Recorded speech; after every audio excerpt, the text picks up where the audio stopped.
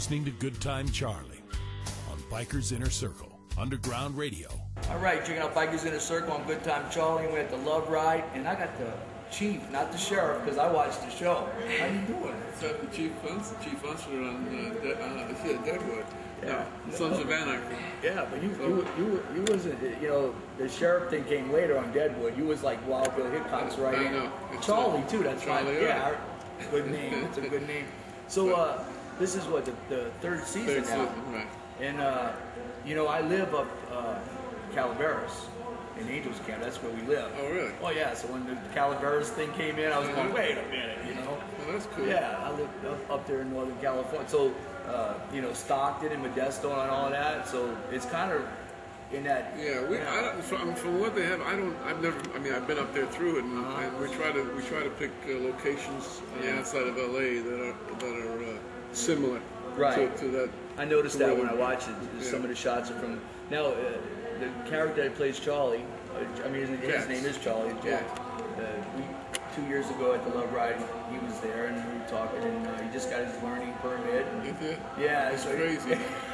Charlie graduated. He went from I'm just learning to a total wacko on a bike.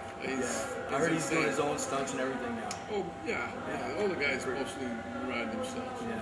But Charlie's insane. You know, and it's a pretty cool concept, you know, because I mean, there's a lot of shows that came on TV, like Gangland, which I personally don't like, you know, and it tells a bad side of our life. I mean, there's a lot of good, like this year, the Love Ride, we raised money, and, you know what I'm saying? But your show, right, there's some parts in it that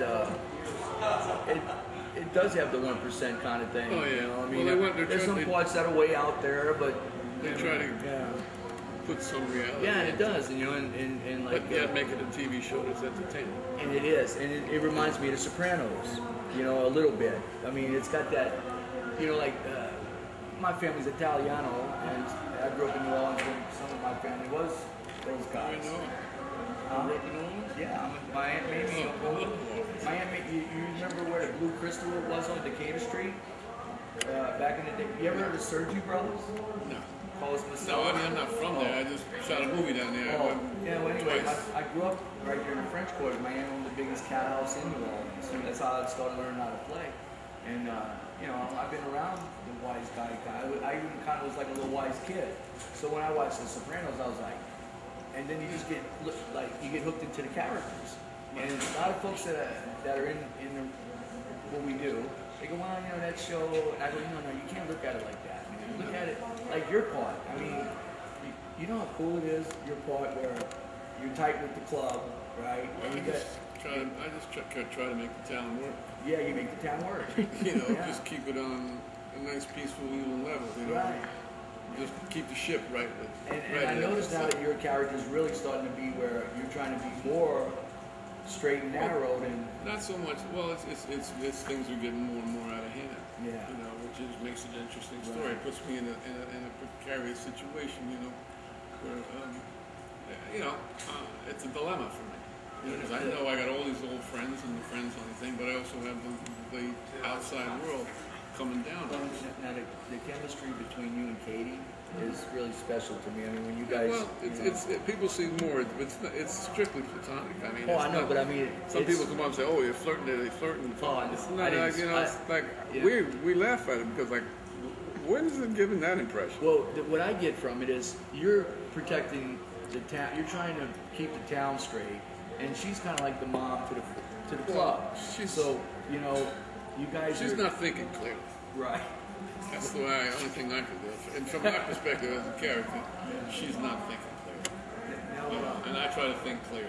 When you first got the script on this, and it, you know, it was going to be about the 1% kind of thing, what did you think? Did you ever? I'm sure you never got any scripts like that before, have you? Well, I don't know. No, but I didn't think about it. You know, I thought, well, this is interesting. Did you think it was going to take off like it did? Well, you always hope so, but you never in this business you don't know. You know, you just never know. Well, you know, you just hope it's a job and it's a character that you can relate to, and you can do a good job portraying that character. Well, last year when I'm the house band at the Buffalo Chip, and I was playing, and all of a sudden I seen this plane fly by, and it was a big old banner in the sky, Yeah. you know, advertising you guys. Yeah. And, You know, I sometimes, you know, you always hope something's going to go, you know, big, but it's caught that thing where it's really the acting and the characters that made it. It's like the love brand. You know, like here, you can see just walking through the crowd is amazing. The response you get from people that are just true fans of the show. And you know, we did go up to Big Bear, and it was the same way. It was a mob scene. It was like there was 10,000 people. You know, I mean, the whole group was wearing, you know, it was advertised as that kind of thing. But it gets insane. So how did you get into acting? That was an accident. Most times I mean, almost everybody I talk I was a musician for 15 years. Really? What instrument? Saxophone. Oh, cool. So I just traveled. Tenor, alto? Tenor, soprano. Well, I played them all, but mostly as you know, they ran out of money and sold them, except for my tenor and soprano. So you know, by heart, I'm a musician by heart. You know, I got biker music, but I made sure I wrote all the horn lines into some of the songs too. You know what I mean? Yeah, I love the horn. I mean, well, I'm from New Orleans. I used to clean Al Hurd and Pete Fountain's bar in New Orleans. They both have bars on Bourbon Street. One of my favorite bars is it's not a piano bar. It's Lafitte's Black. Yeah. Black Winter, because they're all the way down Lafitte's. Look for, yeah, it's all the way down. If you ever check out the 544 Club, that was another place. How about Tipitina's? You ever been to Tips? Yeah, I've been in there. I'm good friends with some of the Neville's. You know, Charles Neville and Art Neville and all those guys. Yeah, I don't know. You ever heard of Deacon Jones, the keyboard player, played with Freddie King and everything? That's how I got my start. You know who's from? A friend of mine, Harold Sylvester. From Louisiana. Yeah, it's Tulane. He's my connection in New Orleans. Every time I go, Harold, where should I go? Because he was if you ever see Married with Children? Oh yeah. Well, he was the black guy on that was Al Bundy's really? partner in the shoe store. I didn't know that. Yeah. Wow. He's like a huge star when he goes home. Alan Toussaint, you know who Alan is, huh? Alan Toussaint. Yeah, he's like the Quincy Jones in New Orleans. You know, I mean, he's amazing. All those guys are. Dr. John. It's amazing. So that's cool, man. So you ever write any sound with any of the tracks for any of the movies? Like Clint's got his hand all in that stuff. Yeah, no, I don't. Somebody else do that. I just. So do you really ride? You got a bike and all that stuff too? No, I don't have a bike right now. But have you rode before? What's your favorite bike? Indian, Ollie?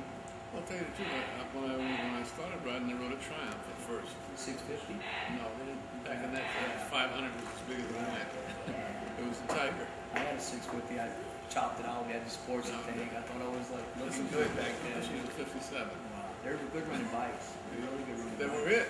They were the shit back then. It was a pleasure meeting you, and many more seasons. All right. And Thank you very when much. I hit the big time with this music thing, I'll get you a nice driving spot.